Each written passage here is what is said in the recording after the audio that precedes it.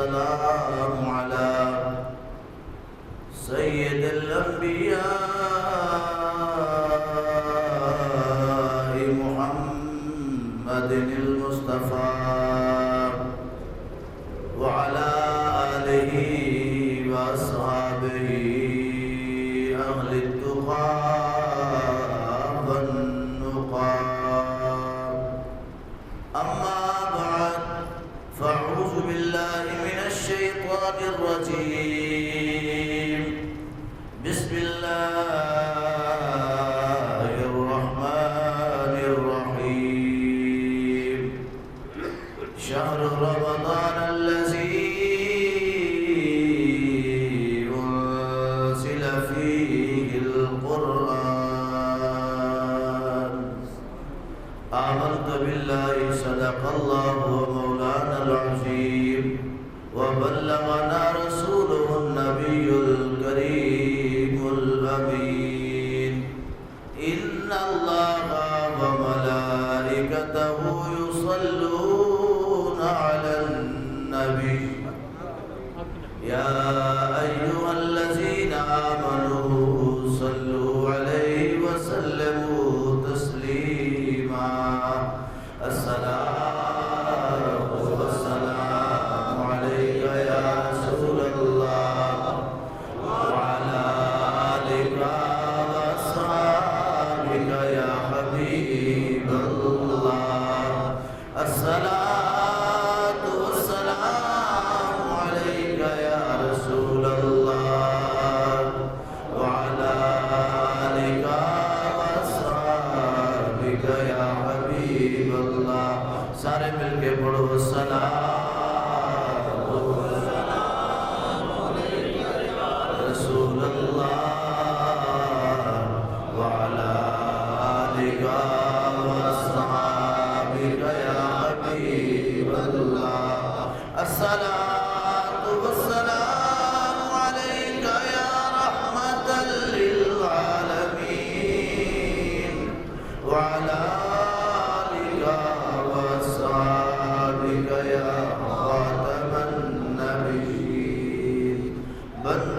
پروردگارم امت احمد نبی دوست دارے چار یارم تابع اولاد علی مذہب انفی دارم ملت حضرت خلیل خاک پائے غوث اعظم زیر سایہ ہر ولی اور گنج بخشے فیض عالم مظہر نور خدا. گنج بخشے فیض عالم مظہر نور خدا. ناک سارا پیر کامل کاملارا رہنما. حمد و ثنا کے بعد میرے انتہائی واجب الاحترام دوستوں بزرگوں عزیز نوجوان ساتھیوں، آج رمضان المبارک کا پہلا جمعۃ المبارک ہے. دعائے رب لم یزل کی بارگاہ میں اللہ کریم اس ماہ سیام کا صدقہ، اس مبارک دن کا صدقہ، مبارک گھڑیوں کا صدقہ کہ جن لمحوں میں کوئی دعا رد نہیں ہوتی، اللہ رب العزت ہر بیمار کو شفا نصیب فرمائے. جتنے عالم اسلام میں مسلمان اس دنیا کو چھوڑ گئے اللہ سب کی بخشش فرمائے. جو ہماری مسجد میں نماز یا نماز جمعہ ادا کرتے تھے وہ آج ہم میں نہیں، مالک ان سب کی قبروں کو جنت کے باغوں میں سے باغ بنا. اے مالک عالم اسلام میں اسلام کا بول بالا فرما. یا اللہ دشمنان پاکستان، دشمنان اسلام، دشمنان ختم نبوت، دشمنان ناموس رسالت کو تباہ و برباد فرما. یا اللہ جتنے تیرے محبوب کے عاشق ہیں، محبوب کے دیوانے ہیں، اے مالک ان سب کو سربلندی عطا فرما. عزیز دوستو، رمضان کا مہینہ عزتوں والا مہینہ ہے. اسے رمضان کریم بھی کہتے ہیں، رمضان عظیم بھی کہتے ہیں، رمضان مبارک بھی کہتے ہیں. یہ ایسا مہینہ ہے کہ جس کو یہ حاصل ہو جاتا ہے اللہ اسے بھی عزت والا بنا دیتا ہے. اللہ اسے بھی عزت والا بنا دیتا ہے۔ اس سے بڑھ کر رحمت اور برکت کیا ہوگی کہ میرے پاک حبیب صلی اللہ علیہ وسلم فرماتے ہیں اللہ رمضان کے مہینے کی ہر گھڑی میں 10 لاکھ اللہ ہر ایک دن میں 10 لاکھ دوزخیوں کو دوزخ سے آزاد فرما دیتا ہے۔ 10 لاکھ دوزخیوں کو اللہ دوزخ سے، اور جب دن جمعے کا آتا ہے، آج کا دن جس کو اللہ رب العزت نے لیلۃ المبارک کہا اور نہار المبارک کہا، عید للمؤمنین کہا، وہ دن جمعے کا اللہ جب رمضان کے اندر نصیب فرماتا ہے مومنین کو، اللہ اس کی ایک ایک گھڑی کے بدلے میں، ایک ایک لمحے کے بدلے میں 10 لاکھ جہنمیوں کو جہنم سے آزاد فرما دیتا ہے۔ یہ کتنی عظمتوں والا مہینہ ہے، کتنی شانوں والا مہینہ ہے کہ جب یہ مہینہ شروع ہوتا ہے تو مالک جنت کے دروازے کھول دیتا ہے، اللہ جہنم کے دروازے بند کر دیتا ہے، اللہ جنت کے اندر سے ایسی ٹھنڈی ٹھنڈی ہوائیں چلاتا ہے جو روزے داروں کو معطر اور معطر کر دیتی ہے۔ ایسا ہی عزت والا مہینہ ہے کہ اس مہینے میں انسان جو بچھڑا ہوتا ہے وہ بھی خدا سے مل جاتا ہے۔ بچھڑا بندہ بھی اللہ سے، سارا سال جس نے رب سے ملاقات نہیں کی، اللہ سے ملاقات کا کون سا ذریعہ ہے؟ نماز ہے۔ کون سا ذریعہ ہے؟ کون سا ذریعہ ہے؟ اور کون سا گھر ہے؟ مسجد ہے۔ جس گھر میں ملاقات ہوتی ہے وہ مسجد ہے۔ ذریعہ کیا ہے؟ نماز ہے۔ جس نے سارا سال مالک سے رابطہ نہیں کیا ہوتا، یہ ماہ مبارک اسے بھی اپنے رب سے رابطہ کروا دیتا ہے، اسے بھی اپنے بندے کے ساتھ، بندے کو اپنے مالک کے ساتھ ملا دیتا ہے۔ یہ رابطے کا مہینہ ہے، اللہ سے ملنے کا مہینہ ہے۔ یا اللہ تیرا بندہ سارا سال تیری چوکھٹ پہ حاضر نہیں ہوا، سارا سال تیری بارگاہ میں آیا نہیں ہے، سارا سال تجھ سے ملاقات نہیں کی ہے، مؤذن کی صدا لگتی رہی پھر بھی وہ نہیں آیا، پلٹ کے دیکھا نہیں ہے، اس نے تیری بارگاہ کو، تیری چوکھٹ کو، تیری دہلیز کو چوما نہیں ہے۔ مالک اس مہینے میں آیا، اس یہ مہینہ آیا، وہ تیری دہلیز تک پہنچ گیا، تیرے در تک پہنچ گیا، تیری بارگاہ میں اپنی جبیر نیاز کو جھکا دیا۔ مالک اس کے بارے میں فیصلہ کیا ہے؟ تو میں نہیں دیکھتا کہ پیچھے کیا کیا ہے، یہ دیکھتا ہوں کہ اب کیا کر رہا ہے میرا بندہ، اب کیا کر رہا ہے۔ وہ میرا مالک کتنا غفور رحیم ہے، میرا اللہ کتنا غفور رحیم ہے۔ سارا سال تو بھٹکا رہا، سارا سال اس کی بارگاہ سے بھاگتا رہا، اس کی دہلیز سے جان چھڑاتا رہا، جی کو چراتا رہا، آذانیں ہوتی رہی تو پرواہ نہیں کرتا تھا، مؤذن بلاتے تھے تو ان کی آواز پر لبیک نہیں کہتا تھا، لیکن اس مہینے کی آمد پر مالک نے تجھ پر کرم کر دیا۔ رب کہتا رہا بندے تو میرا ہے، میں تیرا ہوں، تو میرا ہے، میں تیرا ہوں۔ تو نے اس بات پر کان نہیں دھرا، اس مہینے میں رب نے شیطان کو جکڑ دیا، جو تیرا اصلی ابدی دشمن ہے، جو تیرا کھلا دشمن ہے، اتنا خوفناک دشمن جو تیری سوچوں کو بدل دیتا ہے، تیرے ارادوں کو بدل دیتا ہے، تیری نیتوں کو بدل دیتا ہے، تیری قوتوں کو کمزور کر دیتا ہے، تیری سماعتوں کو بے حیائی کی طرف لے جاتا ہے، تیری بصارتوں کو بے حیائی اور گناہ کی طرف بڑھا دیتا ہے، تیرے قدموں کو گناہ کی دہلیز تک لے جاتا ہے۔ وہ دشمن اللہ رب العزت اس مہینے کے آتے ہی اسے زنجیروں سے جکڑ کر باندھ کر بندے سے کہتا ہے اب تو آ جا، اب تو آ جا، اب تو تیرے دشمن کو بھی باندھ دیا ہے، تیرے دشمن کو بھی قابو کر دیا ہے، تیرے دشمن کو بھی نکیل ڈال دی ہے، تیرے دشمن کو بھی زنجیروں سے جکڑ دیا ہے۔ اے میرے بندے اب تو آ جا۔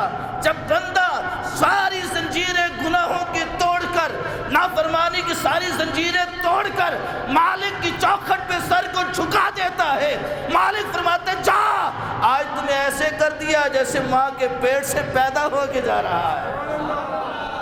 رب کتنا غفور ہے، کتنا رحیم ہے، کتنا مہربان ہے، کتنا مہربان رب ہے۔ اور یہ مہینہ بندے کو اپنے رب سے ملا دیتا ہے، بندے کو اپنے رب سے ملا دیتا ہے۔ میرے کریم فرماتے ہیں، میرے آقا فرماتے ہیں، کاش کہ ہم آقا کے سچے وفادار ہو جائیں، کاش کہ ہم آقا کے سچے وفادار ہو جائیں۔ یقین جانو جب ہم سچے وفادار سرکار کے سارے ہو جائیں گے نا، پھر ہمیں سڑکوں پر نکلنے کی ضرورت نہیں پڑے گی، مالک پہلے کرم فرما دیا کرے گا۔ نبی کے دشمن کی کیا جرت ہے کہ وہ دندناتا پھرے اور عاشق رسول جو ہے وہ جیلوں کی سلاخوں کے پیچھے چلا جائے؟ معاملہ یہ ہے کہ سچا عشق ہمارے دلوں میں آیا نہیں ہے، سچی محبت ہمارے سینوں میں آئی نہیں ہے۔ دعا کرو رب ہمیں یار کا سچا عاشق بنا دے۔ میرے کریم نے فرمایا ایک بندہ تھا، ایک بندہ فرمایا کہ اللہ کی بارگاہ سے بڑا بھاگتا تھا، بہت دور بھاگتا تھا، بڑا دور بھاگتا تھا۔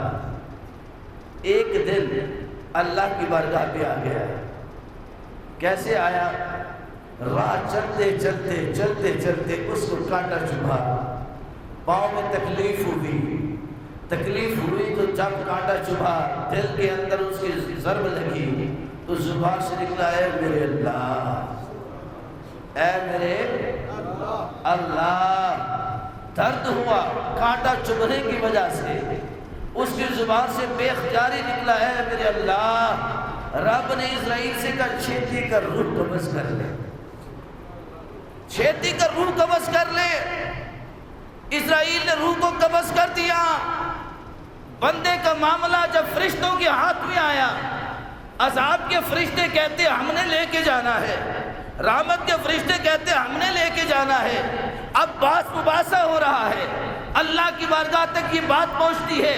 رب فرماتے ہیں جبریل دیکھ کیا معاملہ چل رہا ہے، حالانکہ رب سب کچھ جانتا ہے، اللہ سب کچھ جانتا ہے، اللہ سب کچھ جانتا ہے۔ جب وہ سب کچھ تیرا میرا اندر کا باہر کا سب جانتا ہے، بندے پھر بھی تو غلطیاں کرتا ہے، پھر بھی تو ذخیرہ اندوزی رمضان کے مہینے میں کرتا ہے، پھر بھی تو ملاوٹ کا مال بیچتا ہے جبکہ تجھے خبر ہے کہ میرا رب سب کچھ جانتا ہے، پھر بھی تو حرام کھاتا ہے، تجھے خبر ہے میرا رب سب کچھ جانتا ہے، پھر بھی رمضان کے مہینے میں سستے مال کو مہنگا کر کے بیچتا ہے، روزے داروں اور مسلمانوں کے لیے تنگی کا سامان پیدا کرتا ہے جبکہ تجھے خبر ہے کہ میرا رب سب کچھ جانتا ہے، میرا اللہ سب کچھ جانتا ہے، پھر بھی تو لوگوں کے لیے تنگی کے راستے کھڑے کرتا ہے، تکلیف کے راستے کھڑا کرتا ہے۔ تجھے پتہ نہیں کہ تیرا رب تو وہ ہے جو تیرے ایک ایک لمحے سے باخبر ہے، علیم بذات صدور جس کی شان ہے۔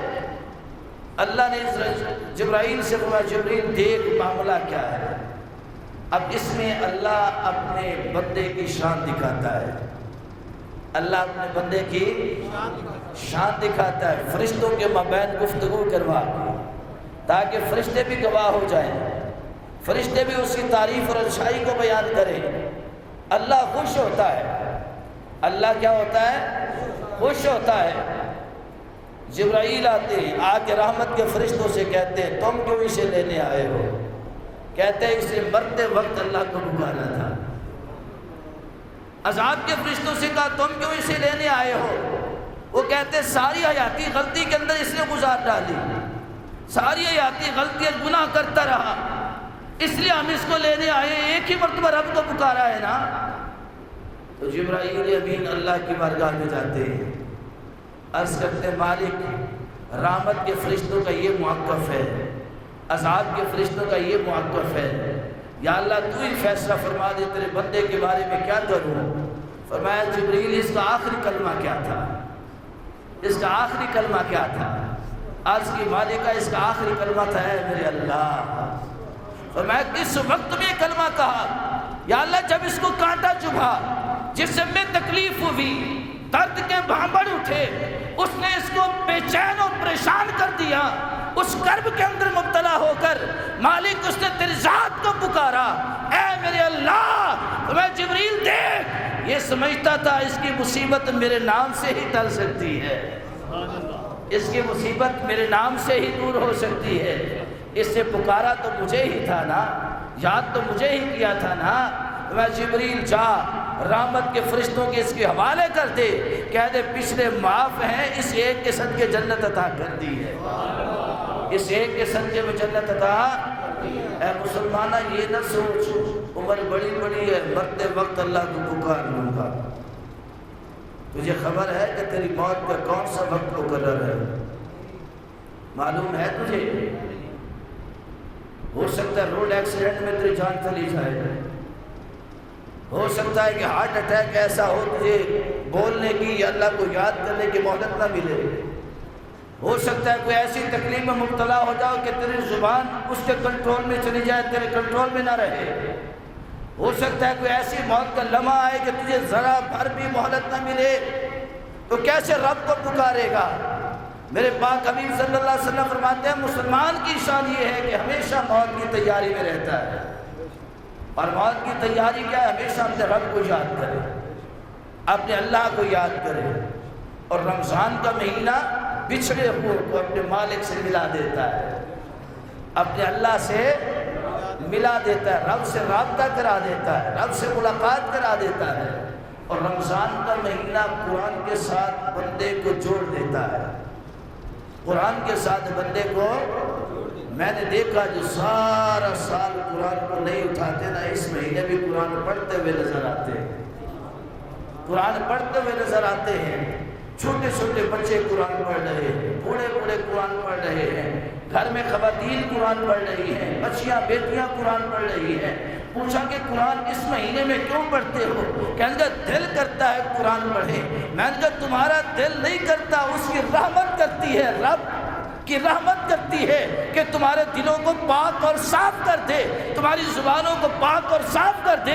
تمہاری زبانیں جو سارا سال جھوٹ بولتی رہی، لغویات کہتی رہی، بےہودگی کے انبار لگاتی رہی، چغلی اور غیبت کرتی رہی، رب چاہتا ہے اس ایک مہینے میں اس کا قرآن پڑھو، تمہاری زبانیں بھی پاک ہو، تمہارے دل بھی پاک ہو جائے۔ اللہ رب العزت چاہتا ہے، اللہ چاہتا ہے تمہارے اندر کی صفائی ہو، اندر کی صفائی ہو، تمہارے ظاہر و باطن کی صفائی ہو۔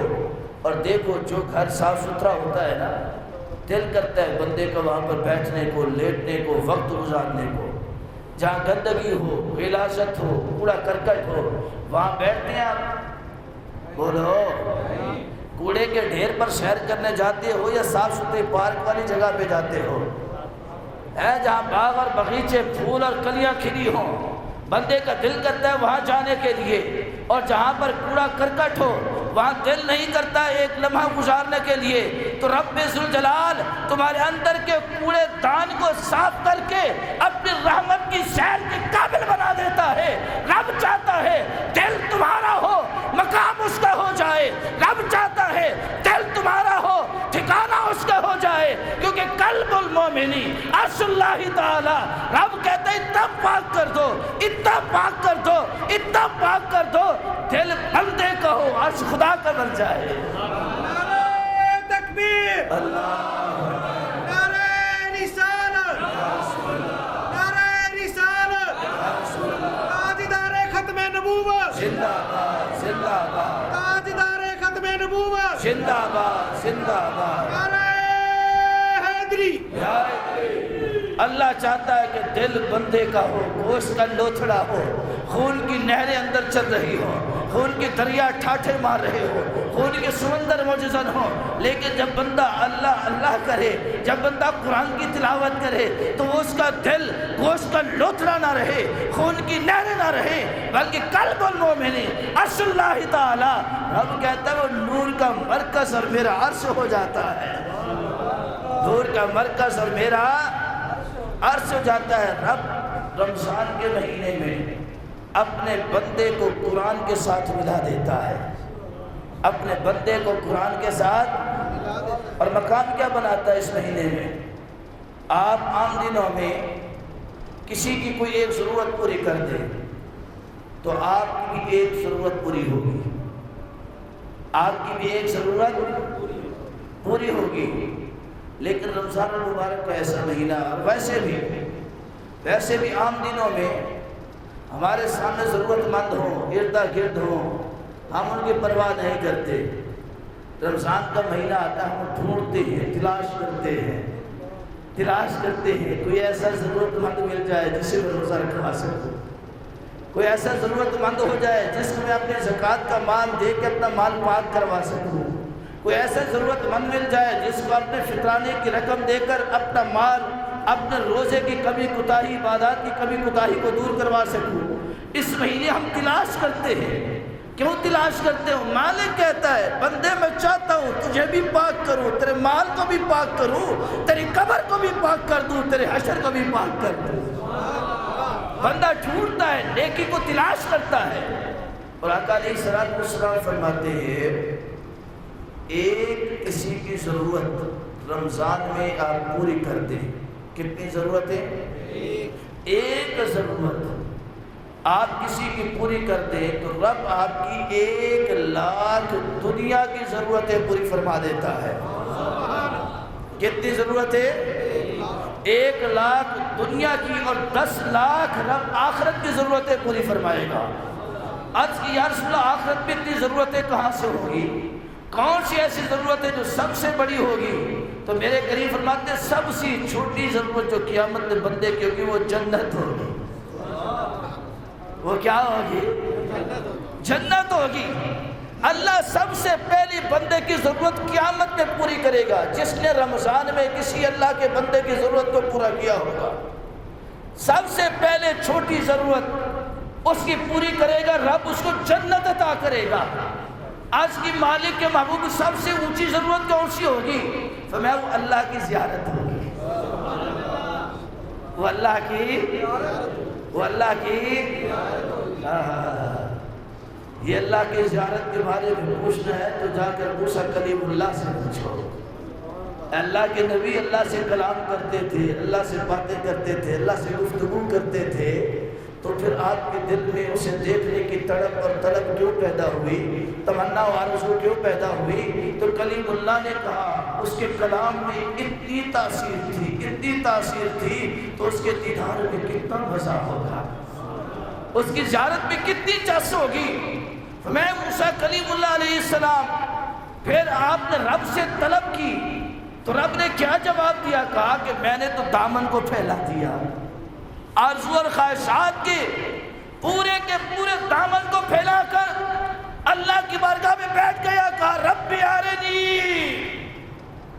یا اللہ اپنا جلوہ دکھا دے، یا اللہ اپنا جلوہ دکھا دے، مالک اپنا جلوہ دکھا دے، یا اللہ اپنا دیدار کرا دے، یا اللہ اپنی زیارت کروا دے۔ میں نے تڑپ پیش کی رب کے سامنے تو بہت تڑپا، بہت رویا، تو جواب آیا لن ترانی۔ اللہ کا جلوہ اتنا آسان نہیں ہے، اللہ کا جلوہ اتنا آسان نہیں ہے۔ لن ترانی، موسیٰ تو ہرگز نہیں دیکھ سکتا، تو ہرگز نہیں دیکھ سکتا، ہرگز نہیں دیکھ سکتا۔ عرض کی مالکہ پھر کوئی تو ہوگا جو تجھے دیکھے گا، کوئی تو ہوگا جو تجھے دیکھے گا، کوئی ہے صحیح؟ تیرا فرمانا لن ترانی، ہرگز تو نہیں دیکھ سکتا، اسی کے اندر جواب ہے تو نہیں دیکھ سکتا، اس کا مطلب کوئی تو ہے، کوئی ایسی آنکھ تو بنائی ہے نا، کوئی ایسی آنکھ تو بنائی ہے نا جو آنکھ تیرے جلووں کا محور بنے گی، جو آنکھ تیرے دیدار کا مرکز بنے گی، کوئی تو ایسی آنکھ ہوگی۔ فرمایا ہاں، ہر آنکھ کو میں نے اپنی مرضی کے مطابق بنایا، ایک ہی آنکھ ہے جسے بننے والے کی مرضی سے بنایا ہے، جسے بننے والے کی مرضی سے ایسے نہیں بنایا۔ محبوب کو جب بنایا پوچھا کیسے بناؤں؟ یا اللہ ایسے بنا جیسے کسی کو نہ بنایا، جیسے کسی کو نہ۔ اس محبوب کے چہرے میں آنکھ رکھی، آنکھ کے اندر میں نے اپنی محبت کا کاجل لگایا،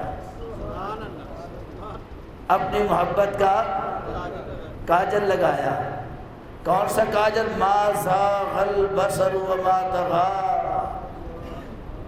ما زاغ البصر وما طغى۔ ہم کاجل پہنتے ہیں نا، کاجل یا سرما آنکھ میں لگاتے ہیں تاکہ دیکھنے والا پتہ ہمارے آنکھ کو دیکھ کے پسند کرے کہ کتنی سونی آنکھ ہے، کتنی سونی۔ رب نے فرمایا ما زاغ کا کاجل لگایا میں نے، ما زاغ کا کاجل لگایا میں نے محبوب کے نینن میں۔ جب کاجل لگایا تو اس کا مقصد کیا تھا؟ ما زاغ البصر وما طغى، تاکہ جب مائی آئے مجھے دیکھے آنکھ جھپکے بھی نہ، آنکھ جھپکے بھی۔ سورج کے سامنے ہم کھڑے ہوں، سورج کے سامنے ہم آنکھیں کھول کے ایک لمحہ کیا آدھا لمحہ بھی نہیں دیکھ سکتے، آنکھیں جھپکنا شروع ہو جاتی ہیں، ہے کہ نہیں؟ ہے کہ نہیں؟ اور یہ سورج جو ہے میرے محبوب کے تلووں کے نور سے بنایا گیا ہے، میرے محبوب کے تلووں کے نور سے بنایا گیا۔ اس سورج کی اتنی چمک جو تلوہ مصطفیٰ سے بنا ہو، اور جس رب نے کل کائنات کو حسن دیا ہے، جس رب نے کل کائنات کو نور دیا ہے، جس مالک نے کل کائنات کو حسن کی لازوال نعمت عطا کی ہے، اس مالک کا حسن کے پھر کیا کہنے؟ اس کا اندازہ کوئی لگا سکتا ہے؟ ایسا میں نے کاجل پہنایا، ما زاغ البصر وما طغى، کہ محبوب جب مجھے دیکھے اس کی آنکھ نہ جھپکے نہ یوں ہو، ایک دیکھے تو پھر دیکھتی ہی رہے، دیکھتی ہی رہے، دیکھتی ہی رہے۔ تو اللہ کا دیدار، آقا فرماتے ہیں جس نے رمضان میں کسی مسلمان کی ایک ضرورت کو پورا کر دیا، اس کی ضرورت کو پورا کر دیا، تو پھر کیا ہے؟ اس کی اللہ 1,00,000 دنیا میں 1,00,000 آخرت میں۔ جو آخرت کی چھوٹی چھوٹی نعمت ہے وہ ہے جنت، جو سب سے بڑی نعمت ہے، ہر جمعے کے جمعے رب اپنا دیدار کروائے گا، ہر جمعے کے جمعے اپنا دیدار کروائے گا۔ لیکن ضرورت پوری کیسے کرنی ہے؟ کیا ضرورت پوری کرتے ہوئے فوٹو سیشن کرانے ہیں جی؟ کیا کسی کو ضرورت پوری کرتے ہوئے سوشل میڈیا پہ ڈالنا ہے کہ ہم نے فلاں بندے کو اتنی جناب مدد کر دی، ہم نے اتنے بندوں کو یہ کر دیا، ہم نے اتنے بندوں کو یہ کر دیا؟ اور میرے آقا کا فرمان ہے نیکی اس انداز میں کر، ایک ہاتھ سے کر رہا ہے تو دوسرے ہاتھ کو بھی خبر نہ ہو، دوسرے ہاتھ کو بھی، تیرے وجود کا حصہ تیرا ہاتھ، اللہ کبھی فرماتے تیرے اس ہاتھ کو خبر نہ ہو، تو پورے جہان میں خبریں لگوا رہا ہے، پورے جہان کے اندر اپنی خبریں لگواتا ہے۔ یہ نیکی نہیں ہے، یہ ریاکاری ہے۔ یہ کیا ہے؟ ریاکاری اور دکھلاوا ہے۔ اور غریب آقا صلی اللہ علیہ وسلم فرماتے ہیں، حضرت ابو ہریرہ اس حدیث کے راوی ہے، بڑی پیاری حدیث ہے۔ میں جب اس حدیث پاک کو پڑھتا ہوں نا، یقین جانے ایک مرتبہ نہیں پڑھتا ہوں، جب پڑھنے کے لیے اسٹڈی کے لیے بیٹھتا ہوں جمعے کی تیاری کے لیے، اس ایک حدیث کو ایک مرتبہ نہیں پڑھتا، کم از کم 101 مرتبہ ضرور پڑھتا ہوں۔ تسبیح کے دانوں پر اس حدیث پاک کی میں شمار کرتا ہوں۔ وہ عربی کے الفاظ ہیں، آپ کو سمجھانے کے لیے اردو کی زبان میں عام فہم میں بتاتا ہوں۔ میرے قریب فرماتے ہیں اللہ کو اپنا گھر مسجد بڑا پسند ہے، مسجد اللہ کو بہت پسند ہے۔ رب کا گھر جو کس کا گھر ہے؟ سارے بولو کس کا گھر ہے؟ کس کا گھر ہے؟ رب کا معنی پالنے والا۔ جب پالنا رب نے ہے تو ہمیں کیا ضرورت ہے کسی یہود و حنور سے ڈرنے کی؟ امدادیں بند ہو جائیں گی تو ہمارا کیسے گزارا ہوگا؟ وہی امداد بند ہونے کی، ان کی امداد کی فکر نہ کر، ادھر سے امداد کا دروازہ بند ہو گیا تو پھر کیا کرے گا؟ رب کا معنی کیا ہے؟ پالنے والا۔ کیا معنی ہے؟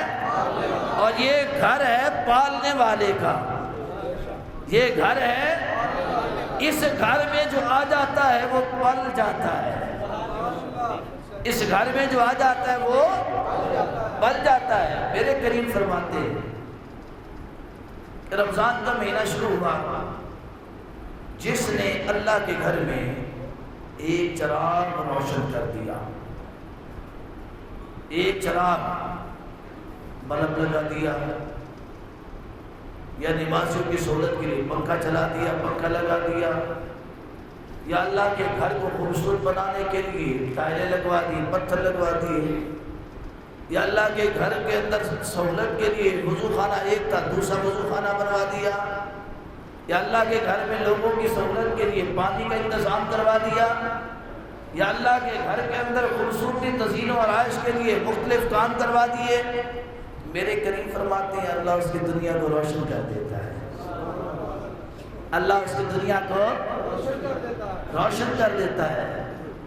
صحابہ سے یا رسول اللہ صلی اللہ علیہ وسلم چراغ جب تک مسجد میں رہے تب تک کی بات ہے، میں چراغ کی بات نہیں، جب تک وہ مسجد رہے گی اس وقت تک کی بات ہے۔